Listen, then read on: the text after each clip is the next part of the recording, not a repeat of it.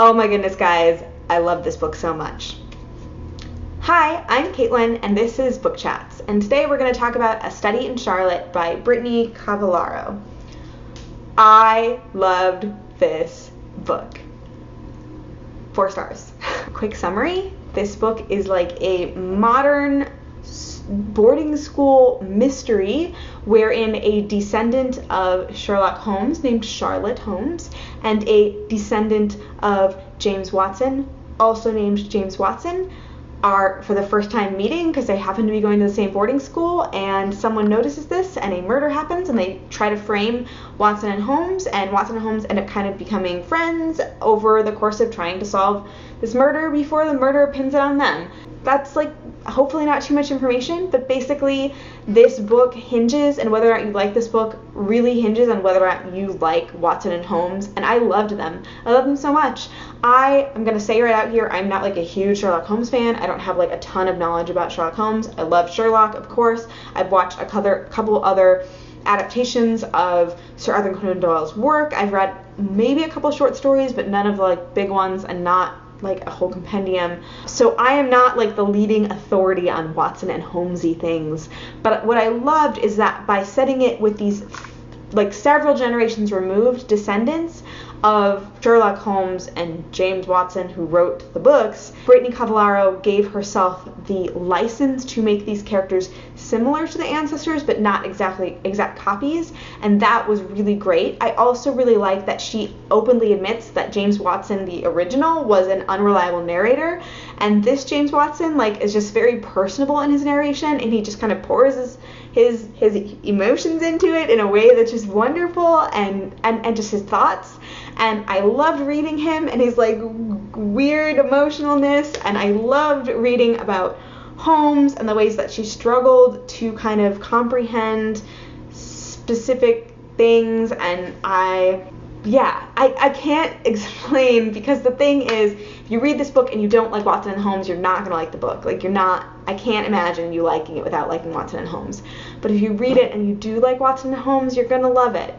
I finished this book and immediately I was like, where's book 2? I immediately loved this book in a way that's hard to explain and probably very personal, and I'm so excited to continue reading the continuing adventures of Watson and Holmes. Oh, I should actually read my notes now instead of just blathering on at you.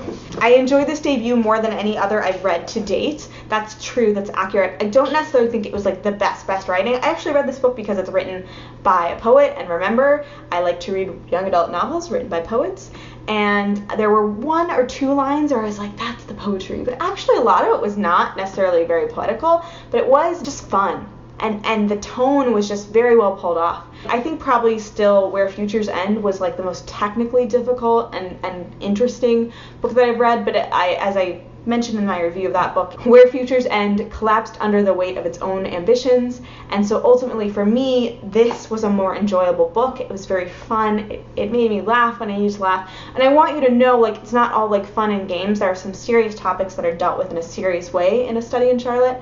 It just still made me smile. I have in my notes that it has the exact right amount of spunk and Watson romanticism with Holmes Holmesing. I talk again about the tone and how it had flexibility because they were like distant descendants, not immediate descendants, or Sherlock and Watson themselves. The mystery was appropriately tricky, motives made sense, and I was able to see it a little bit ahead, but not totally ahead. I'm going to talk a little bit here about triggers, a note about triggers. So trigger warnings are going to happen right now, and it is slightly spoilery, so I will put a little trigger warning thing on the screen, and when that warning comes off, then you can listen again if you don't want to be spoiled. Holmes has an opiate addiction, which is kind of a canon thing for Sherlock Holmes, and so it becomes like a family affliction. I really appreciated how this was handled. I didn't feel like it was glorified. I did feel like it was a vice. I felt that it was acknowledged as like an addiction, not a personal failing of Sherlock Holmes. There is also non-explicit discussion of a rape that occurred in the past. I felt that this was in many ways well done and not salacious, and it was also repeatedly identified as a rape, which I appreciated.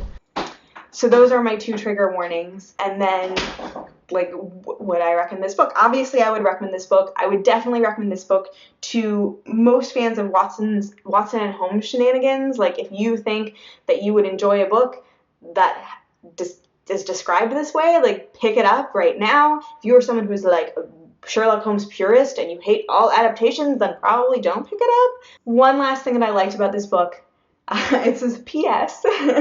Despite the Holmes family's tendency to believe everyone else outside the family is kind of an idiot, the adults in this book are largely not idiots, and I really appreciated that. So that was A Study in Charlotte by Brittany Cavallarro. My favorite of my debuts that I've read to date. So I will talk to you later. Bye!